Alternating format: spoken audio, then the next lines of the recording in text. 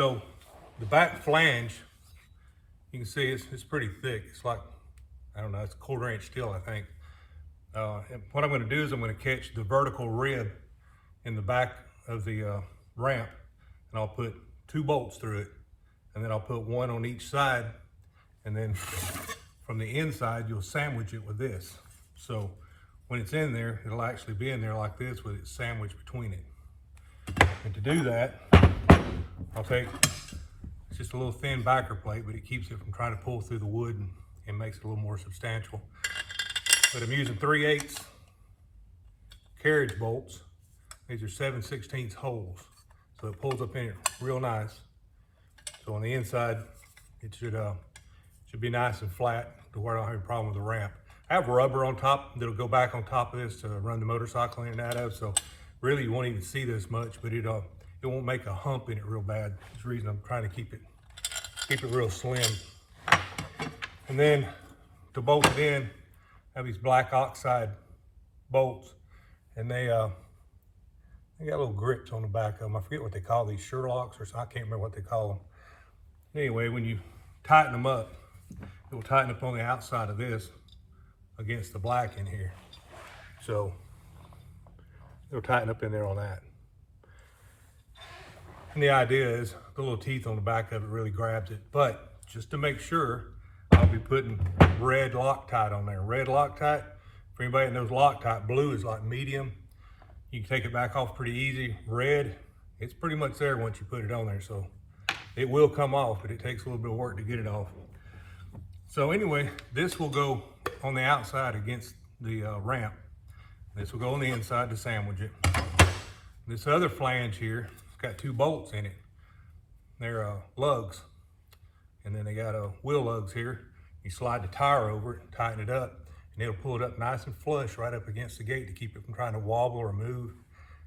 And then on the end of it, this is a receiver hitch. So this allows you to be able to pull like put a bicycle carrier or something on it. And that's what he does with his. He's got a bicycle carrier plugged in the back of his. I'm not going to use it for that, but I thought it was such a good idea that I would go ahead and incorporate it, just in case later that I do want to haul one or haul something on there. Maybe an ice chest, I don't know. But this thing's pretty substantial, so it shouldn't go anywhere. So in my ramp, the vertical tube in it is 1.5 inches wide by 1 inch. And a lot of them come with just 1x1s in them. I had them do the 1.5 because I wanted to make sure the ramp was a little more substantial, since I was putting a 900-pound motorcycle right up the middle of it instead of being spread out over the whole ramp like when you load a car or something in them. So I had them build it a little more substantial. If you watch some videos in the past, you know we had the trailer custom made, custom built. They built it to our spec, and I had a lot of things done to it, like the top rail all the way around the top. It's 1.5 inches by 1 inch twice. They're stacked on top of each other, so I really have 3 inches. But I did that because I knew I was going to mount all that heavy solar and stuff up there, and I just didn't want any problem with sag or anything over the years. So anyway, I'm using 4.5 inch carriage bolts, and these are 3/8, and that's what we're going to mount it with.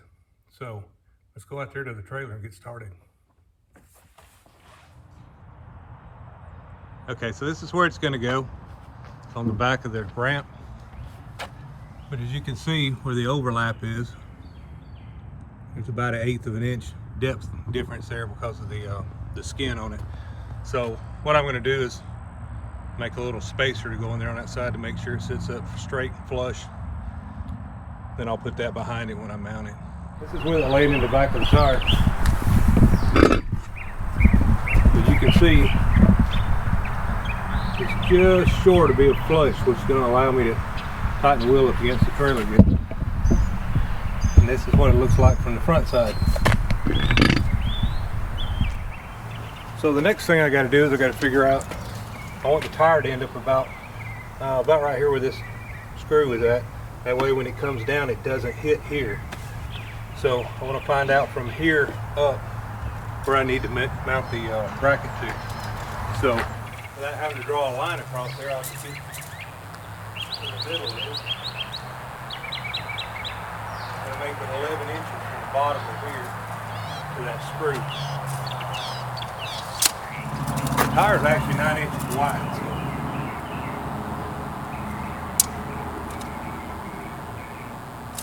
I actually need to measure from here up the 11 inches because it's 9, which will let this ramp come all the way down without hitting here. Here's the bottom of the ramp. I'm going to go up. We'll go up to 11. That's where I'm going to put the bottom of my bracket. Okay, after going back and looking at my notes that Brad sent me, he said it's actually 13 inches from the bottom to here.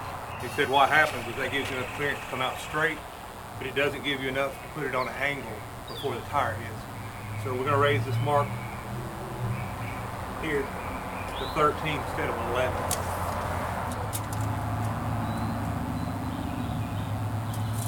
Okay, so there's the 13 mark, and he said that's where his is at. His works perfect, so that's what we're going to do. We're going to replicate that. All right, this is a perfect backer plate. The holes match that one. I just verified it again to make sure.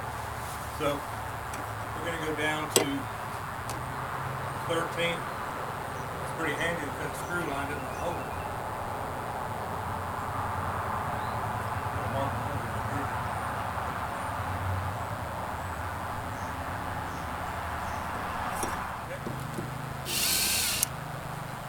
The carriage bolts are 3/8, so I'm going with one drill above 3/8, which is a 25/64 bit. So it's just one above. Because I don't want to get into the 7/16, so it'll be too sloppy. So we'll try this first and see how it works.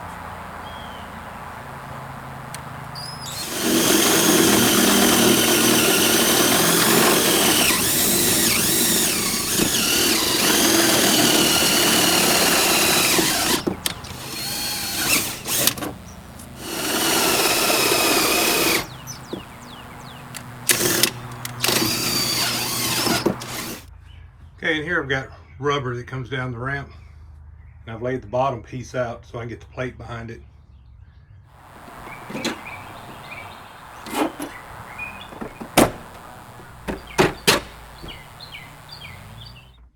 Okay, I got the bracket on the inside, so I'm gonna wait to put the rubber back up until I make sure I got them all tightened up. Let's go back outside. Let's go like this because you got to index the holes for your receiver.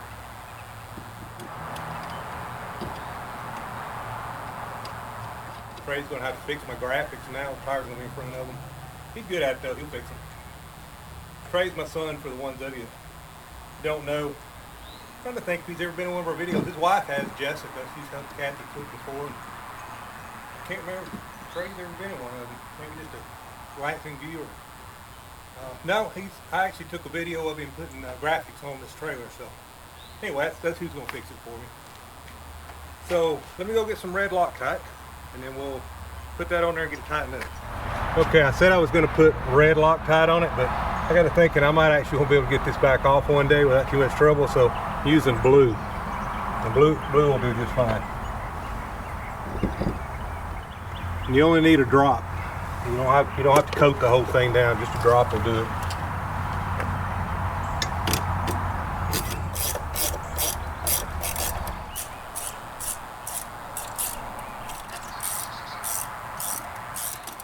Not sure what that's torqued to, but that's tight.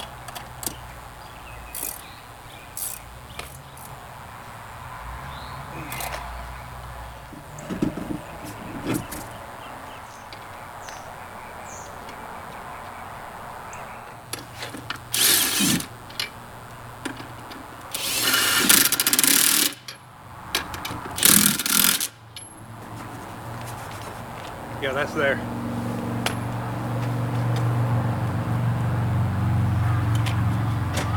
See, I'm moving the whole trailer with it.